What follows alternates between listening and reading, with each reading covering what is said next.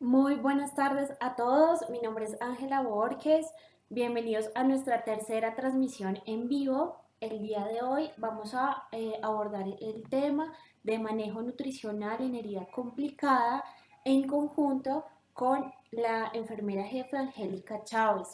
Recuerden que pueden invitar a sus colegas, compañeros, pacientes, estudiantes a que nos acompañen también en estas transmisiones en vivo. Esperamos que sea de su agrado, de utilidad, tanto en la práctica profesional como en el área académica. Podemos dar inicio, vamos a abordar primero el tema con la enfermera Angélica y ya después voy a tocar yo el tema de la parte nutricional. Entonces, empecemos. Muchas gracias, Ángela. Hoy efectivamente hablaremos del manejo de la herida complicada. Quisiera comenzar hablando de qué es una herida. Una herida es la pérdida de la continuidad de la piel que puede afectar de forma variable las estructuras cercanas. Epidemiológicamente hablando, vemos que hay un 40% de las heridas que se encuentran a nivel intrahospitalario y se les da manejo en este lugar. ¿Cuáles son los factores de riesgo para tener una herida? Inicialmente ser una persona mayor de 40 años, nutricionalmente hablando que esté en estado de obesidad, sobrepeso o desnutrición, que tenga enfermedades como cáncer, hipertensión, diabetes, insuficiencia renal crónica o anemia, y que consuma medicamentos, ya que estos pueden afectar a sus fibroblastos. Especialmente podemos hablar de los anticoagulantes y de los medicamentos corticoides por dosis prolongadas. Quisiera hablar un poco de las fases de cicatrización. Estas son tres, comenzando por la fase inflamatoria que puede durar entre las primeras 72 horas a 28 días. En esta fase inflamatoria actúan entes como las plaquetas, los glóbulos rojos, los neutrófilos, los macrófagos, que son los que hacen la debida hemostasia al momento inicial de la herida y también se encargan de la limpieza de la misma. En esta fase es en donde pasa el proceso de infección de la herida, hasta aproximadamente la semana 4 que comienza la fase proliferativa. Es en donde comenzamos a ver tejido de granulación, donde comenzamos a ver la formación de colágeno tipo 3, que es el que hace la forma de la estructura de la dermis, y donde efectivamente debe haber ya una carga bacteriana baja. Finalmente, la fase de remodelación, el colágeno tipo 1 actúa sobre la epidermis y le da resistencia, y esta fase depende de la edad de la persona. Entre menor sea la edad, menos tiempo de cicatrización vemos. Las heridas se clasifican de varias maneras. Quiero comenzar hablando de las quemaduras. Estas se clasifican según su etiología. Tenemos las quemaduras químicas, térmicas, solares y eléctricas. De la misma manera se clasifican según su gravedad y esto depende de la estructura dérmica que haya afectado. Tenemos primer grado, segundo grado y tercer grado. Dependiendo de esto también es el tratamiento de la misma. Otro tipo de heridas muy comunes que tenemos son las úlceras venosas. Las úlceras venosas úlceras vasculares, perdón, se dividen en venosas, arteriales y mixtas. Cada una de estas con unas características específicas que las podemos evidenciar desde la valoración y así poder llegar a un diagnóstico de tipo de úlcera vascular. Vemos que en la úlcera venosa tenemos unos miembros inferiores con edema, tenemos unas formas y unos tamaños irregulares, especialmente hacia las caras internas y frontales de la pierna. El paciente maneja un dolor moderado que mejora con la marcha y, muy importante, en el paciente se ve una dermatitis ocre que se da por la acumulación de hemosiderina al no permitirse el flujo adecuado del sistema del retorno venoso. Se queda posada la sangre y hay una acumulación de hemosiderina. Hablando de las úlceras arteriales, estas se difieren de las venosas porque hay frialdad en los miembros inferiores, encontramos pérdida de fanerios, no hay vellosidades en las piernas, son redondas, suelen estar ubicadas en la región externa de la pierna y son de un dolor intenso que no mejora con la marcha. Tenemos las úlceras mixtas que tienen afectación de las venas y de las arterias. se presentan en cualquier parte de la pierna, en cualquier lateralidad y son de difícil proceso de cicatrización. Al momento del diagnóstico de este tipo de úlceras es importante contar con un Doppler vascular que nos defina cuáles son las arterias y las venas afectadas.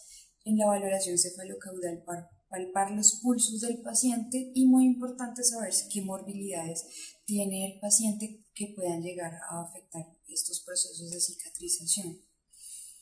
Vamos a hablar ahora de las lesiones por presión. Antiguamente las conocíamos como úlceras por presión, pero desde el 2015 el término cambió a lesiones por presión.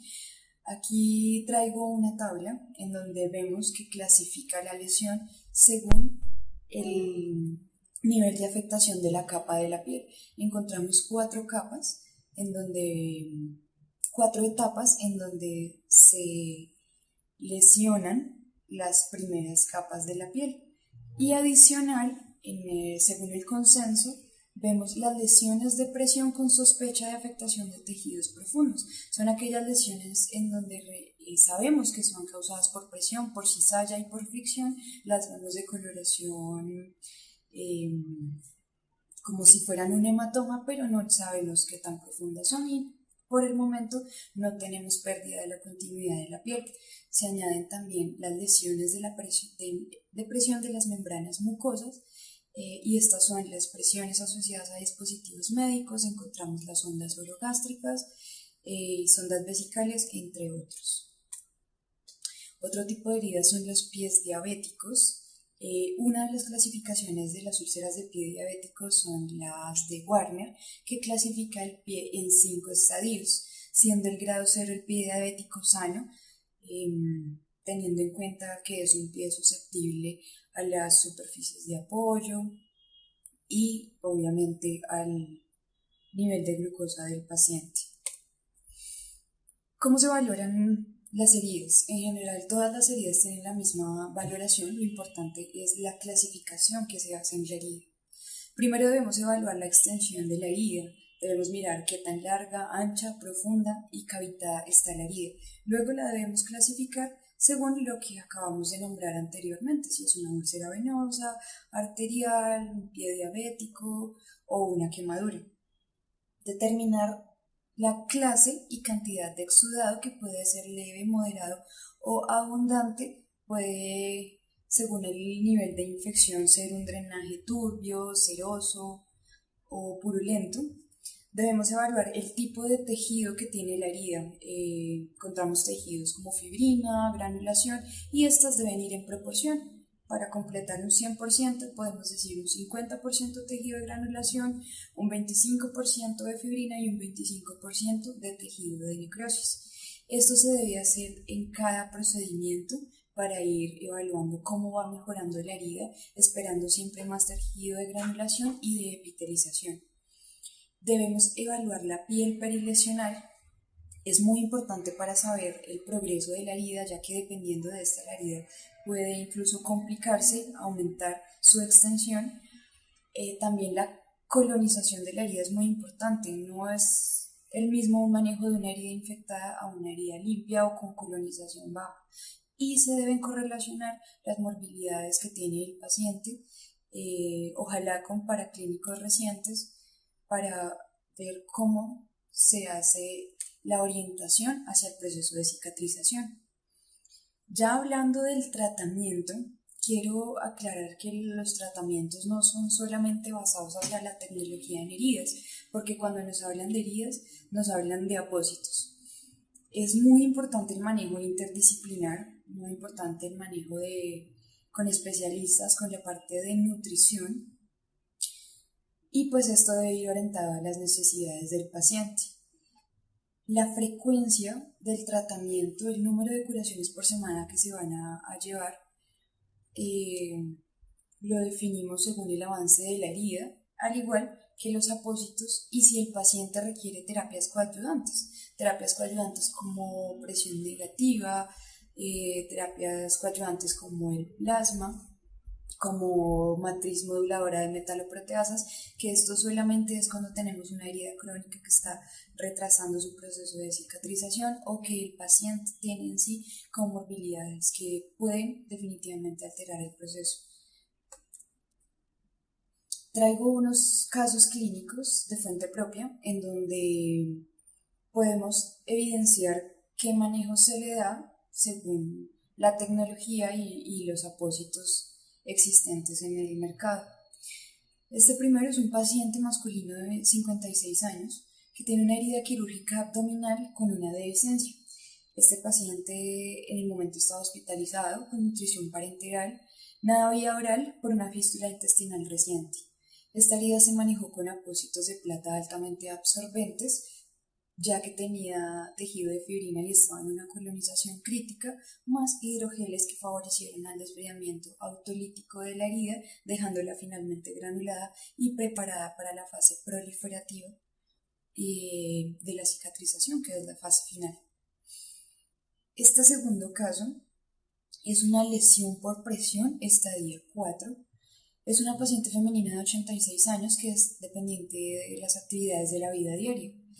La paciente tiene pobre ingesta oral, la herida era muy exudativa, era abundante el exudado, sin embargo era seroso, ya había pasado por su fase de inflamación. Cuando la herida queda limpia decidimos usar terapia de presión negativa para retener ese drenaje abundante, lo hacíamos 2 veces por semana.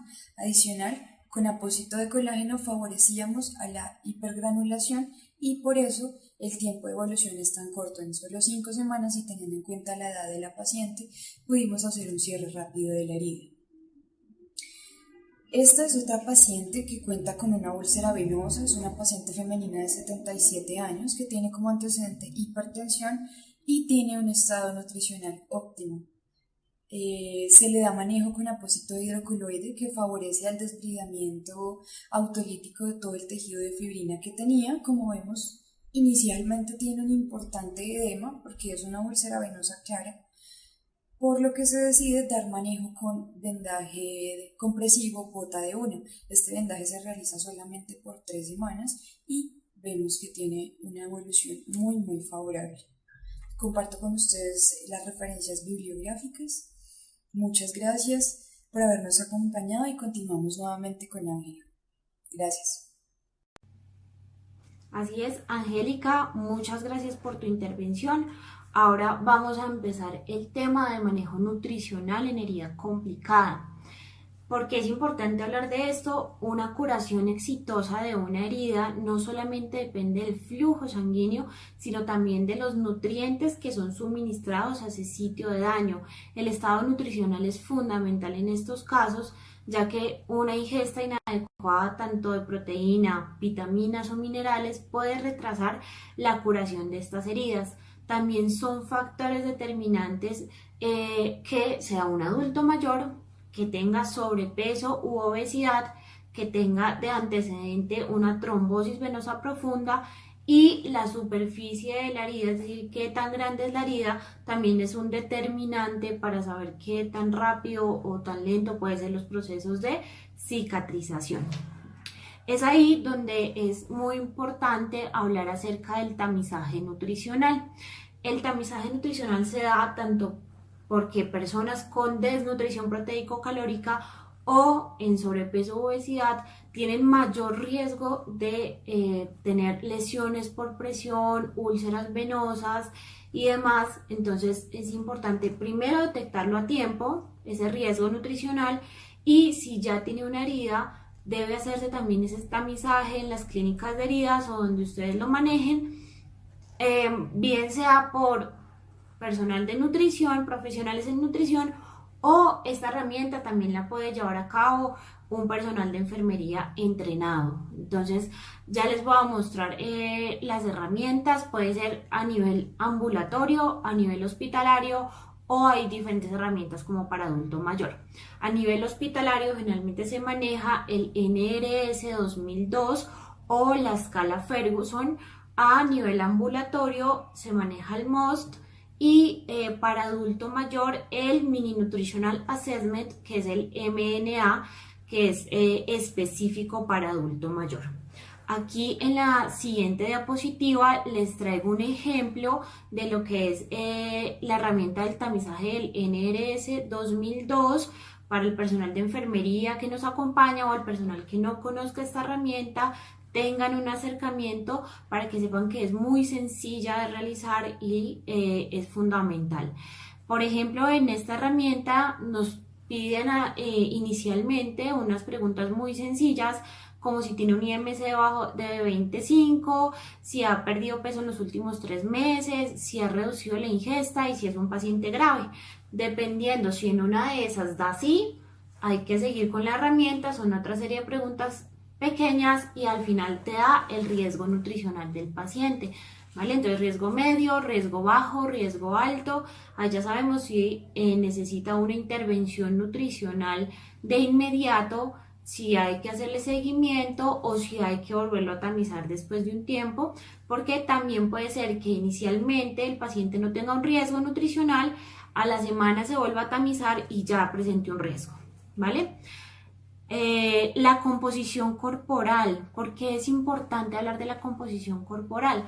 Al disminuir la masa magra o la masa muscular, también se ven afectadas diferentes funciones corporales que nos llevan a tener riesgo o dificultad para la cicatrización de la herida.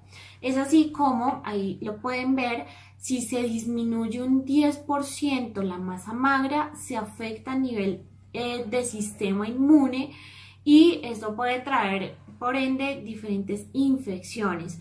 Cuando tenemos un déficit de un 20%, es decir, disminuye un 20% la masa muscular, disminuye la cicatrización, ya que las proteínas empiezan como en una competencia sobre su uso, es decir, se van para síntesis proteica o se van para la cicatrización. Entonces ahí los procesos de cicatrización también empiezan a verse cortos. Cuando es más de un 30% de la pérdida de masa muscular, es ahí donde las personas o los pacientes están totalmente quietos, tienen movilidad reducida, están en sus camas o están siempre sentados, y esto hace que las zonas de presión ahí nos jueguen una mala pasada porque empiezan a tener lesiones por presión y se empiezan a generar heridas. Entonces la composición corporal es muy importante, más que todo a nivel de masa magra, porque ya les expliqué, dependiendo del porcentaje puede tener ciertas implicaciones.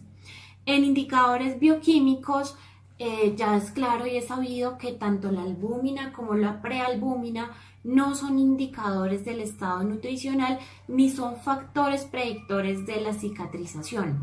Sin embargo, podemos llevar exámenes de rutina como es el hemograma, como es la glicemia en ayunas, el nitrógeno ureico, la creatinina, y podemos sacar o determinar un balance nitrogenado ayudándonos de la herramienta del recordatorio de 24 horas que ya previamente le tuvimos que haber hecho al paciente. Listo. Con respecto a requerimientos nutricionales, vamos a hablar primero de la parte de energía.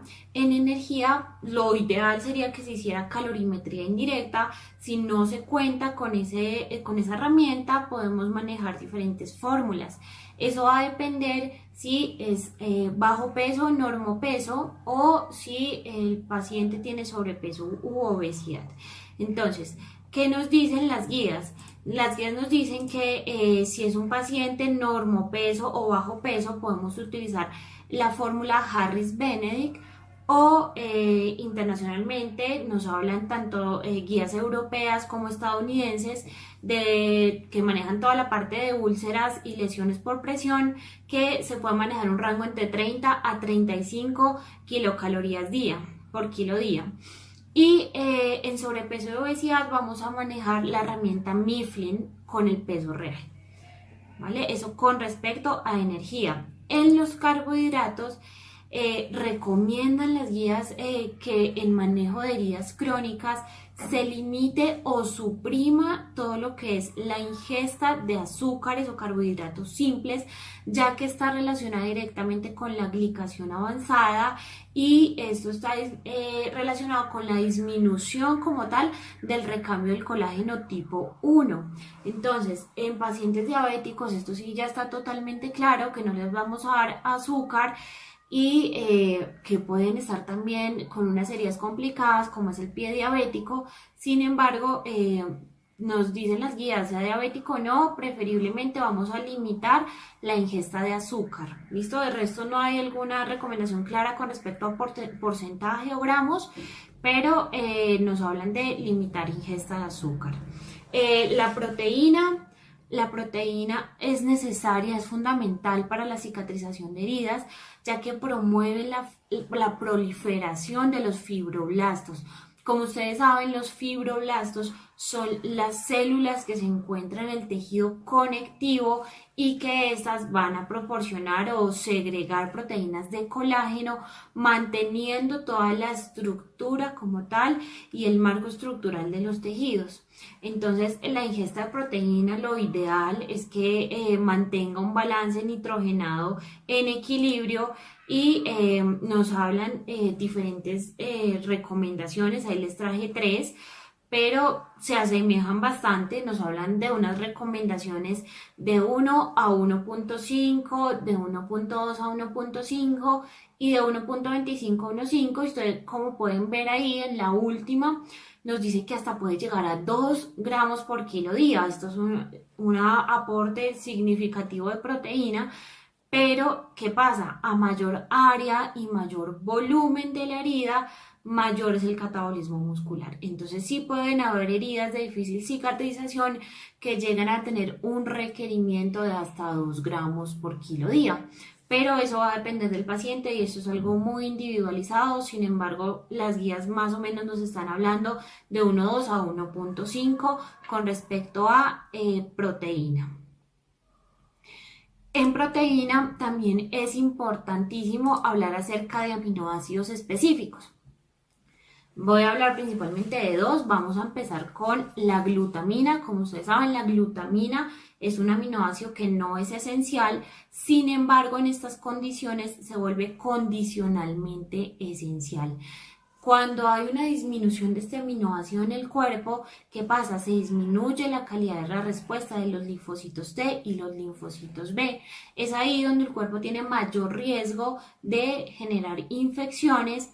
Además, la glutamina es un aminoácido esencial en periodos de crecimiento de tejidos. Es precursor tanto de los nucleótidos, de los fibroblastos y de los macrófagos.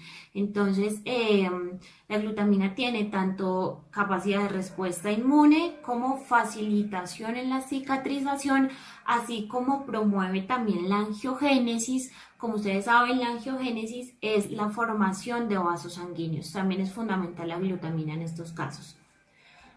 Con respecto a la arginina también es un aminoácido condicionalmente esencial. ¿Qué pasa? Aumenta los receptores TCR de los linfocitos T. Es ahí donde se traduce también en una mejor cicatrización. Además, es esencial para todo lo que es la regeneración tisular, para la replicación, para el crecimiento celular y aparte tiene también funciones inmunoestimulantes. La arginina a su vez promueve la proliferación de fibroblastos, que ya hablamos de los fibroblastos, y es sustrato intracelular para la producción de óxido nítrico. ¿Para qué nos sirve el óxido nítrico? Ustedes saben que es vasodilatador, entonces al ser vasodilatador hace que haya mayor flujo sanguíneo a esa herida de difícil cicatrización y se promueve la llegada asimismo de nutrientes a esa herida. Entonces, como ustedes saben, la arginina también hace parte fundamental para la producción de colágeno. Entonces, tanto a nivel de flujo sanguíneo como de angiogénesis, como de epitelización y formación de tejido, la arginina es uno de los aminoácidos más fundamentales en el caso de las heridas. Listo. Ya metiéndonos en el área de las vitaminas y los micronutrientes, voy a hablar de dos vitaminas y de un oligoelemento. Voy a empezar con la vitamina C. La vitamina C es un cofactor esencial para la síntesis de colágeno. Es ahí donde la vitamina C también juega un papel muy importante en los componentes orgánicos de los tejidos, tanto de huesos, como de paredes capilares, de la piel y en general de todos los tejidos conectivos. La vitamina C tiene una recomendación de 60 a 75 miligramos día. Sin embargo, pues la encontramos en múltiples alimentos, más que todo en frutas y verduras, como lo es el kiwi, la fresa, la guayaba, la piña, verduras de hoja verde, les puse ahí una espinaca o también puede estar en el tomate. Entonces, esta es una de las vitaminas fundamentales en procesos de cicatrización. Seguimos con la vitamina A. La vitamina A es necesaria para todo lo que es el desarrollo del epitelio y de los tejidos, tanto de tejido óseo como diferenciación celular y como sistema inmune. La vitamina A la encontramos que tiene un RDA de 700 a 900 microgramos día y que también es fundamental porque aumenta el número de monocitos y de macrófagos en el sitio de la herida. ¿Cuáles son los alimentos fuentes de vitamina A? Tenemos lo que es el hígado, el huevo, principalmente la yema del huevo, también verduras de hoja verde, verduras color naranja como es la zanahoria, la calabaza y también se encuentra en gran o importante cantidad en el pavo, ¿vale? Con respecto al zinc, el zinc es un oligoelemento esencial para lo que es la síntesis de ADN, la división celular y la síntesis de proteína. Entonces, para todo lo que es regeneración y reparación de tejidos, el zinc es fundamental. Asimismo, se dice que las demandas de zinc son mucho más altas en la fase inflamatoria de estas heridas complicadas. Entonces, se dice que hasta perioperatoriamente se puede manejar un zinc entre 15 a 30 miligramos día, pero el RDA normal de este oligoelemento es de 8 a 14 miligramos día. ¿Dónde podemos encontrar zinc o cuáles son los alimentos fuentes de zinc? Está las leguminosas como el garbanzo, también se encuentra en los animales como el pollo, el cerdo, la ternera, el yogur y hay una cantidad importante de zinc en las ostras y en los mariscos, ¿vale? También es importante hablar de la hidratación porque el agua mantiene las múltiples funciones como es la turgencia de la piel y la homeostasis. Las recomendaciones son aproximadamente 1 mililitro por kilocaloría día o 30 mililitros por kilo día. Hagamos un aproximado que tenga un requerimiento energético de 2000 calorías, serían 2 litros de agua al día. Sin embargo, aquí el Instituto Nacional de Medicina nos dice que debe ser una recomendación de 2.5 litros día en el manejo de heridas complicadas. Sin embargo, esto es individualizado porque va a depender del requerimiento pues, de cada paciente y si tiene o no una restricción hídrica por alguna patología de base. La suplementación nutricional. Aquí les dejo un cuadro donde están las diferentes guías, las más actuales con respecto al manejo de heridas crónicas y nos hablan de, dependiendo si es una lesión por presión o una úlcera venosa, cuál es el manejo de la suplementación. Entonces, ¿qué nos hablan? Principalmente hay que suplementar cuando hay desnutrición, cuando hay deficiencias tanto de macro como de micronutrientes o cuando esos requerimientos no son alcanzados por la alimentación. Entonces, más que todo nos hablan etapa 3 y 4 de úlceras por presión, sí o sí, generalmente tenemos que suplementar.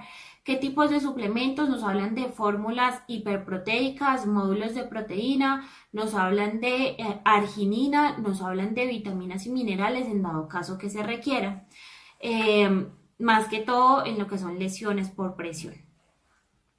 Entonces, el tratamiento nutricional o el soporte nutricional que se le va a dar a esos pacientes se va a basar principalmente o en fórmulas nutricionales hiperproteicas, en módulos proteicos, en módulos de aminoácidos o en todo lo que son micronutrientes, que ya hablamos vitaminas y minerales.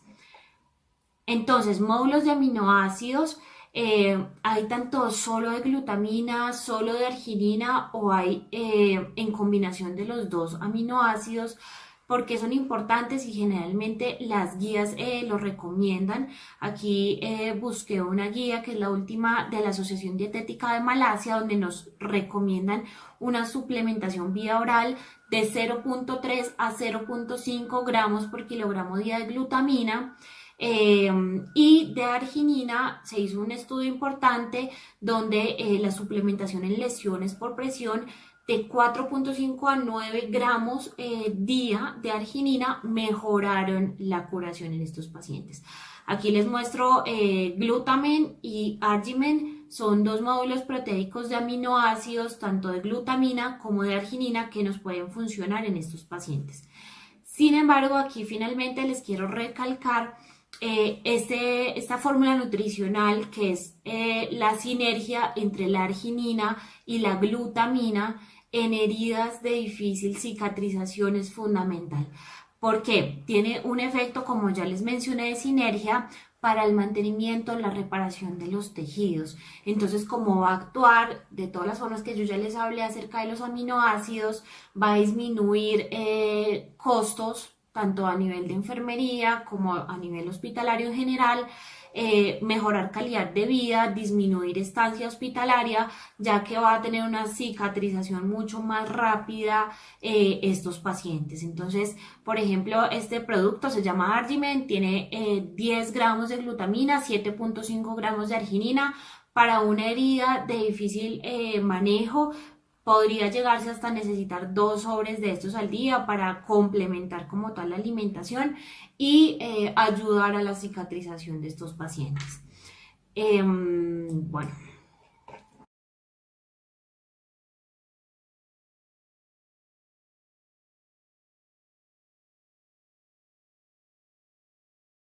Por el momento, eso sería el manejo a nivel nutricional. Muchísimas gracias por su atención.